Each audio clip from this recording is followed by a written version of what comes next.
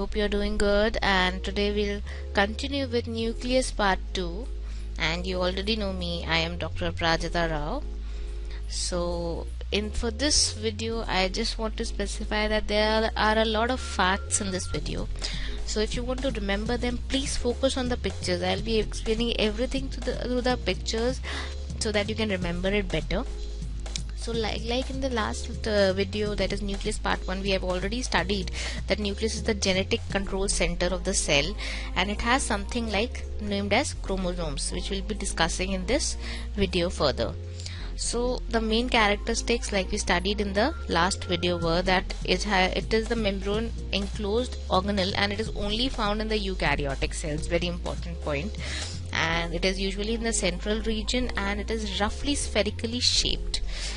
And the most important point was that it is the largest and the most easily seen organelle in the cell.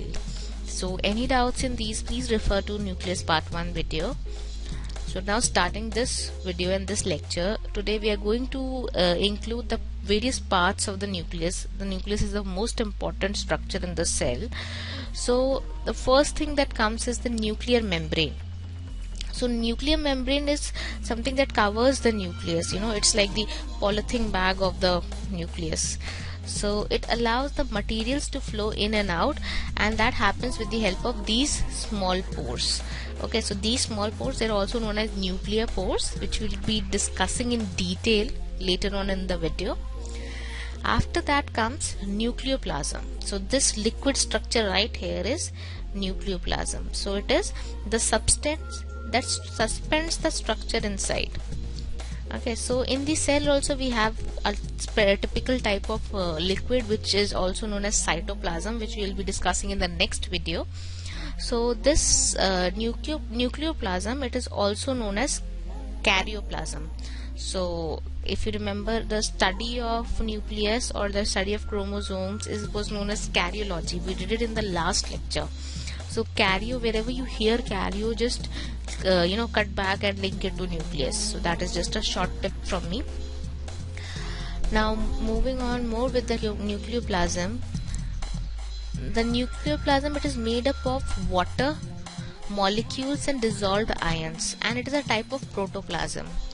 So it is completely enclosed within the nuclear membrane or the nuclear envelope. So see, don't confuse it with that the nuclear membrane and the nuclear envelope are one and the same thing. Nuclear membrane is a part of the nuclear envelope, and what is the nuclear envelope? We'll just cover it. Okay, and the nucleoplasm, it has two parts. One is a soluble part and one is a non-soluble part. And the soluble part is the fluid component, and this fluid component is also known as the nuclear hyaloplasm. Okay, so this is often asked in the multiple choice questions.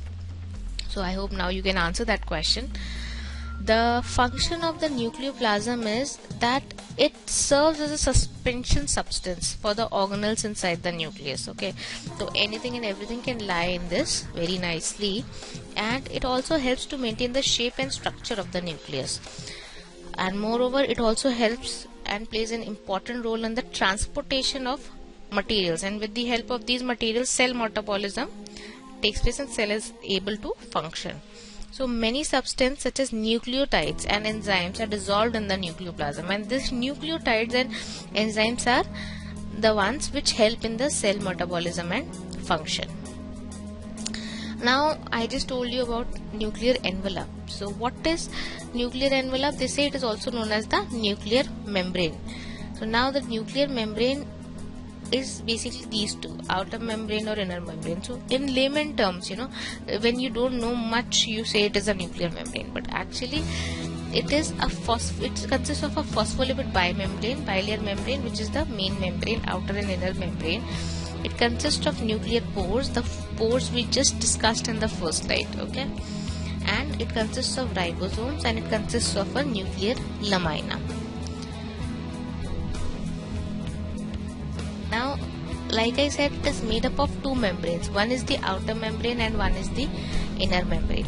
And this outer membrane, it is continuous with the membrane of the rough endoplasmic reticulum. Rough endoplasmic reticulum is another organelle of the cell, which we'll be dealing with later on. and the space between the outer membrane and the inner membrane is known as the perinuclear space. The nuclear membrane, it encloses the nucleus and separates the genetic material of the cell from the cytoplasm. Okay, so this is the main covering of the genetic material, and it also, like, if it is a membrane, it will definitely act as a barrier. Anything which is a membrane will act as a barrier and prevent the passage of macromolecules inside the cell or the nucleus. Now comes nuclear pores. Now this is very important. Like, if the membrane, we all know that the membrane is the barrier. Okay, so any barrier needs to have gates. So these are the gates. The nuclear pores are the gates, and they are composed of proteins, and these proteins are known as nucleoproteins. Okay, these are the important proteins, and the nuclear, they regulate the passage of the molecules between the nucleus and the cytoplasm. Obviously, they are the gates. Now, they allow the passage of molecules only about 9 nanometer wide. So small molecules are able to pass through easily, and the larger molecules, they are transferred only through active transport. Now, the molecules of RNA and DNA are allowed into the nucleus, but energy molecules, that is ATP, waters and ions, are permitted freely. Now, like we have already discussed, that the small molecules easily diffuse in between nucleoplasm and cytoplasm. These nuclear pores, they control the passage of proteins and RNA. How they control? They import. Import means coming inside. So the proteins are imported in, and they help in the nuclear activities. And the RNA and RNA protein, it is exported into the cytoplasm. That is, it is sent out of the nucleus. Now, these in one normal mammalian cell, there are roughly 3000 to 4000 pores, and this is the microscopic structure. Okay, there is an 8-fold symmetric ring. If you see here, please focus on the diagram. This is a ring. Okay, and where the inner and the outer membranes, they fuse. So you can see the inner membrane is here and the outer membrane is here, and it is fusing inside this. Okay, and attached to this ring is a structure which is also known as a basket, nuclear basket. You see here, there is this nuclear basket, and this nuclear basket, it further extends into the nucleoplasm, and there is a series of filamentous extension into the cytoplasm. So these are the cytoplasmic filament extension. Now, both structures, they serve to mediate binding to the nuclear transport protein. So through this basket, the things come in and go out. Next comes the nuclear lamina. This is the nuclear lamina. It is the structure near the inner nuclear membrane and the peripheral chromatin. It is composed of lamins, which are also present in the nuclear interior and the lamin associated proteins. Now, the nuclear lamina, it is involved in many nuclear activities like DNA replication, transcription, etc. And it is important because specific mutation of this nuclear lamina is responsible for all the genetic diseases. Most of them, like 99% of the genetic diseases, they happen because of this. So the structural support, there are two networks, one of intermediate filaments. First is the nuclear lamina, which forms an organized meshwork and which gives the structural support to the nucleus, and the second one is which is the less organized support, known as the cytosolic phase of the envelope. Now, both these systems provide the structural support for the nuclear envelope and anchoring site for the chromosomes and the nuclear pores. So we both know this character. This was the character in the very famous Bollywood movie Pa, which was played by Mr. Amitabh Bachchan, and he was said to have the disease progeria in the movie. So how is progeria caused? It is caused because of this laminin. I just discussed that most of the genetic diseases, they take place because there is some defect in the laminin. So in this, there is something known as structural scaffolding in this protein, and because of that, the nucleus, it becomes unstable and starts premature aging, and the victim or the patient, he or she has progeria. Another very important structure in the nucleus is the nucleolus. So this round structure appears as a dark dot in the nucleus. This is the dark dot in the nucleus. And the most important fact about the nucleolus is that the ribosomes, they are made here. So it is very densely stained. The densely stained means it is a very dense structure. I mean that when we see in the microscopy, it will be darker than the nucleus itself. It is not surrounded by a membrane. I repeat, it is not surrounded by a membrane, but because it is so dense, it is compact, and it is sometimes known as the suborganelle. So the importance of nucleolus is, if the nucleus is the headquarters of the cell, okay, the nucleolus is the chamber of the boss. So I hope you understand how important is nucleolus. The main role, like I said, is to synthesize rRNA, that is ribosomal RNA. What is this? We'll study in the later classes, and assemble ribosomes. Now comes chromosomes. Chromosomes, they are long string-like structures. These are chromosomes, and they are coiled to fit into the nucleus. Very important is that chromosomes are made up of DNA. We have roughly 6 feet of DNA inside the chromosomes, and which is like really long, and how it fits inside that, that's just a God's miracle. And that is, which is all because of the DNA, how we look and everything. DNA is very important, and this is what is the genetic information of the organism. Now, chromosomes also called as chromatin when they are uncoiled. 90% of the students, they have the confusion that what is the difference between chromosomes and chromatin. Okay, so I'll just tell you that, but before that I just want to tell you that DNA molecules are organized into structures called chromosomes. So this DNA and this histone together, it forms chromosomes.